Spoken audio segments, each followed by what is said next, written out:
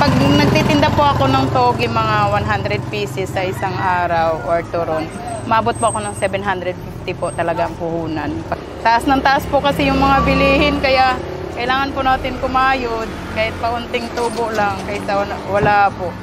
Kasi grabe na po talaga ang bilihin ngayon. Sa mga kagaya ko pong kababaihan, mag-diskarte lang po tayo sa buhay para makakaraos po tayo sa araw-araw. Sa tulad po ngayon na mahal ang mga bilihin, kailangan po talaga natin magtiyaga at magsikap po para sa pamilya po natin.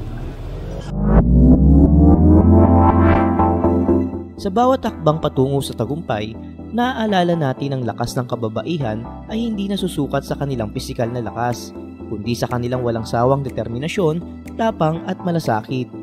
And speaking of malasakit, may supresang handog ang serbisyong bayan ni Tatay Rani para kay Aileen. 1,000 pesos pandagdag puhunan and grocery items. Thank you po Lord sa biyayan po ngayong araw na dumating po sa pamilya ko po. Tatay Rani, thank you po. Malaking tulong na po to sa pamilya ko po. Lalo na po yung pera pangbili po ng gatas ng anak ko. Salamat po. God bless po. May diskarte.